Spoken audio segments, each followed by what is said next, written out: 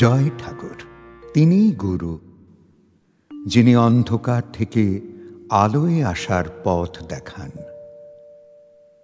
শ্রী রামকৃষ্ণ প্রেমবিহারের পূজ্যপাদ আচার্য শ্রীমৎ স্বামী সম্বুদ্ধানন্দের প্রবচন। আপনি কেমন? কেউ এসে আমায় প্রশ্ন করল, আপনি ঠিক কেমন? আমি কি উত্তর দিই বলো দেখি? আমরা সবাই ঘর ভর্তি মানুষ বসে আছি, সবাই ভাবছি এ আবার কেমনতর প্রশ্ন। এমন প্রশ্ন গুরুদেবকে করার কোনো মানে আছে? মহারাজ নিজেই বললেন, যেন আমি ওই ভদ্রলোককে তখন বললাম, আপনার প্রশ্নের উত্তরটা আমি দিচ্ছি, কিন্তু তার আগে আরেকটু সহজ করে বলে দিন না, আমার কোন বিষয়টি জানার জন্য আপনি এমন প্রশ্ন করলেন? ভদ্রলোক বললেন, এই যে আপনি সবার সাথে মেশেন, সবার সাথে কথা বলেন, আবার সবাই দেখেছি তৃপ্ত হয়েই ফিরে যায়। এর কারণটি খুঁজছি মহারাজ।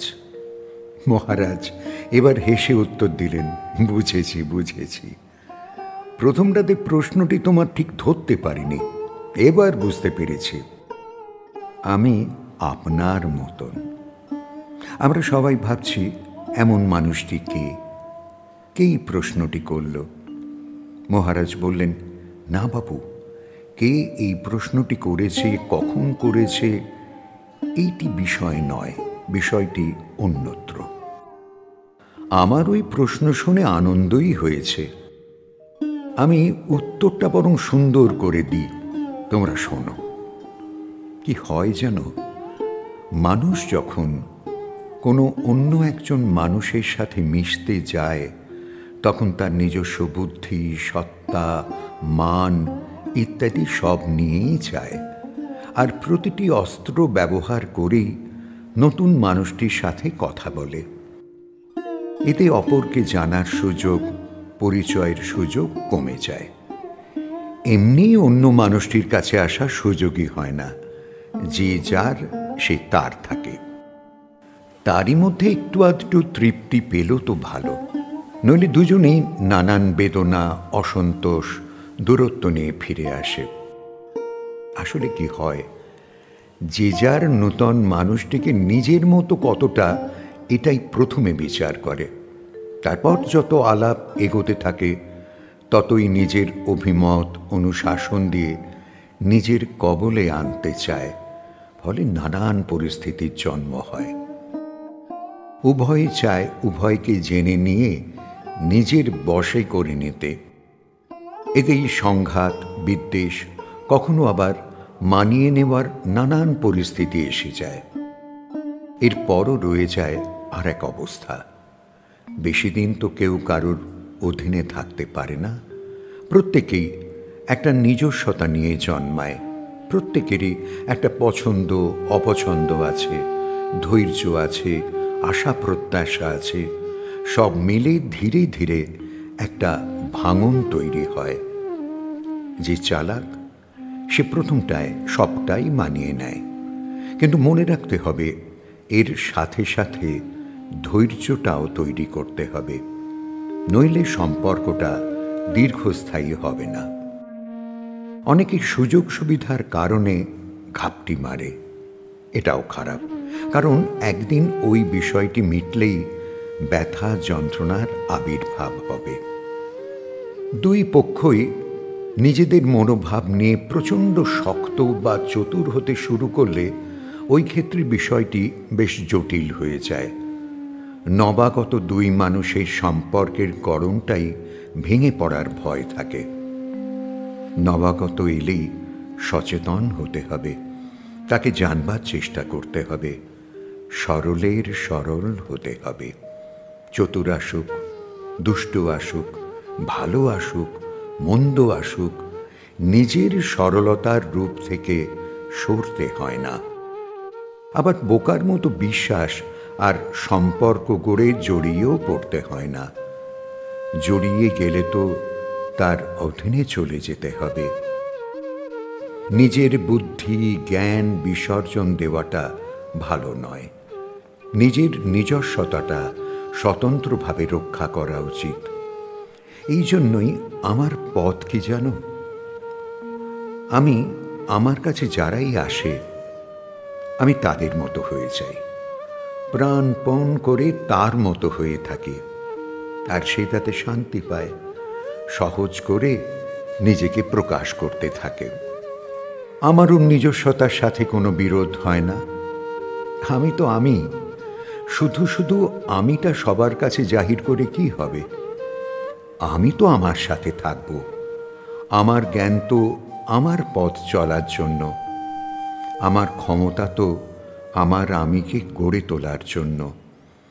মিথ্যে আমার আমিটা নিয়ে অন্যের ঘাড়ে বা ভিতরে চাপিয়ে ঢুকিয়ে লাভ কি? ওটা তো তার জিনিস নয়। কিছুদিনের মধ্যেই ও নিশ্চয়ই কিছুটা ফেলে দেবে, নয়তো সবটাই ফেলে দেবে। তবে অহেতুক অন্যের মাঝে পড়ব কেন? মানুষ লাভালাভ বুঝে বন্ধুত্ব করে। পশুদের আত্মরক্ষা বা আহার ছাড়া বিবাদের প্রয়োজনই হয় না। অর্থরক্ষা, যশ রক্ষা, সম্পদ রক্ষা এসবের পালাই নেই। তাই অহেতুক মারামারি লাগে না। একে অপরের গণ্ডির ভিতর যাতায়াতেরও প্রয়োজন আসে না। জানো বাবা, বিবাদ যদি বাড়াতে না চাও, সবার সাথে যদি সুসম্পর্ক রক্ষা করতে চাও, শান্তিতে থাকতে চাও, তবে পথ হলো হাজি হাজি। সবাই আসুক কি তোমারই কারুর কাছে যেতে হোক, প্রয়োজন মিটলে সরে এসো। অহেতুক কথায় যেও না। সবাইকে মানিয়ে চলার চেয়ে কথা বাড়ার সুযোগ না দেওয়াই ভালো। বাধা দিলেই তো কথা বাড়বে। অতএব বাধা দিও না, শুধরাতে চেও না, মত পোষণ করো না, আরো কত কি।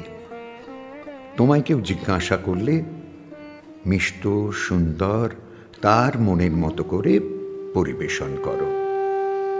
সবাইকে শিক্ষা দেব, সবাইকে বোঝাবো, সবাই আমায় মানবে, আমি নেতৃত্ব দেব।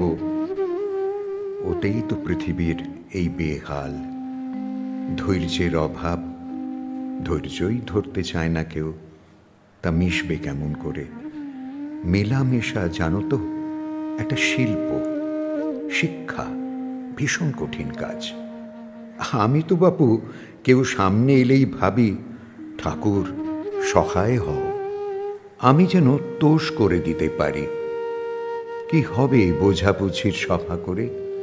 যে যা বলছে তাই বলুক, আমার বোঝা আমার কাছে থাক।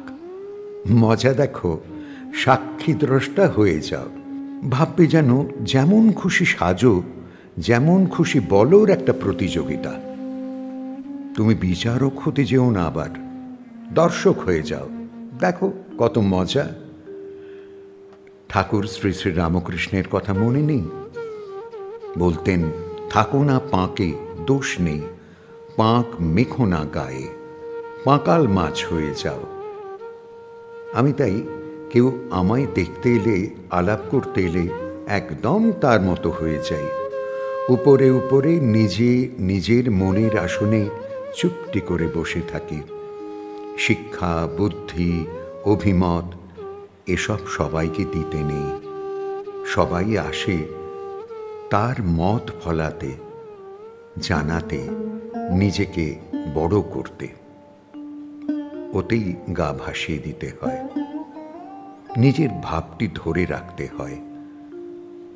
আসলে শিক্ষা নিতে আসে খুব অল্প লোক। এই যে এত মানুষ আসে, কেউ জানতে আসে না গো, জানাতে আসে। আমিও শুনি। প্রথমে যখন আসে কথা শুরু হয়, ভালো করে জানতে চাইছে, কিন্তু পরে দেখি জেনেই এসেছে, একটা মতই খাড়া করে এসেছে। শিক্ষা নিতে আসে আর কজন? তাই কথা বলো, আলাপ করো, সবই ওই অবধি।